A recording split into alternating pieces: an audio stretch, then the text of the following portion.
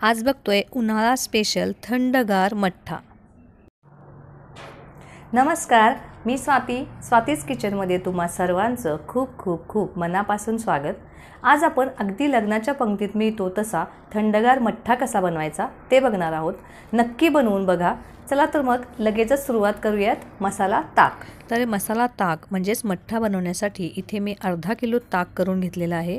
हे अतिशय पातळ आहे कारण मठ्ठ्यासाठी आपल्याला अशीच क्वांटिटी लागते। तर यासाठी लागणाऱ्या मसाल्यांमध्ये प्रथम मी थोडे आल्याचे तुकडे घेतलेले आहेत, एक बारीक मिरची घेतलेली आहे, कोथिंबीरीचे थोडेसे पानं स्वच्छ धुवून घेतलेत, पुदिन्याची पानं, चवीनुसार मीठ आणि यामध्ये ताक किंवा दही घालून याची बारीक अशी फाईन पेस्ट करून घ्यायची।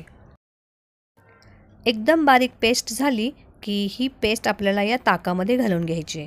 एकदम बारीक करून घ्यायची कारण जर त्याचे मोठे तुकडे असतील तर ते खाताना तोंडात येतात, त्यासाठी याची फाईन पेस्ट करणं गरजेचं आहे।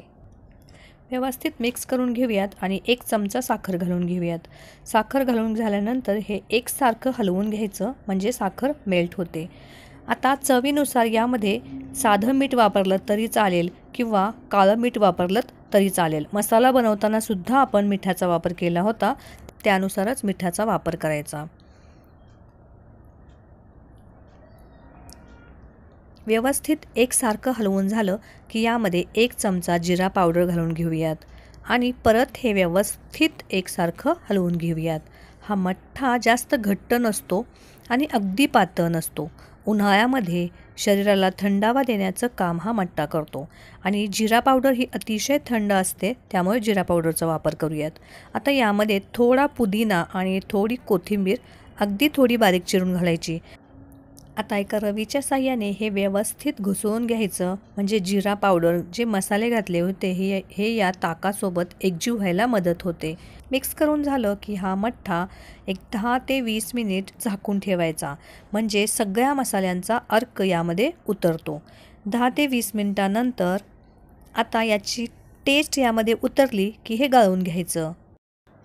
गाळल्यामुळे काय होतं, आल्याचे किंवा मिरचीचे जे तुकडे असतात ते आपल्या तोंडामध्ये येत नाहीत। एकदम फाईन असा मठ्ठा आपला बनून तयार होतो। तुम्हाला गाळायचा नसेल तर तुम्ही तसाही पिऊ शकता। हा मठ्ठा घट्ट नसतो तर अगदी पातळ असतो, पण अतिशय टेस्टी आणि हेल्दी असतो। उन्हाळ्यामध्ये शरीराला थंडावा देण्याचं काम करतो। आता यामध्ये थोडी बारीक चिरलेली कोथिंबीर आणि पुदिना घालून घ्यायचा। आता हा सर्व करताना एखाद्या ग्लासमध्ये थोडे बर्फाचे तुकडे घालायचे। मी हा थंडच घेतलेला आहे आणि यामध्ये हा मठ्ठा सर्व करायचा आणि थंडगार मठ्ठ्याचा आस्वाद घ्यायचा। थंडगार मठ्ठा आणि जिलेबीचं कॉम्बिनेशन तर अतिशय मस्तच लागतं। पिताना यावर थोडी कोथिंबीर आणि पुदिन्याची पानं घालून सर्व करायचा। मस्त थंडगार मठ्ठा तयार आहे। पिताना यात बर्फाचे तुकडे घालू शकता किंवा तसाच पिऊ शकता किंवा फ्रीजमध्ये ठेवून थंडगार पिऊ शकता। नक्की बनवून बघा।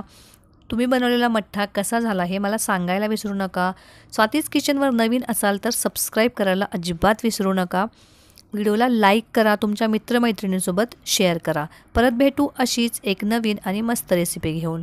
धन्यवाद।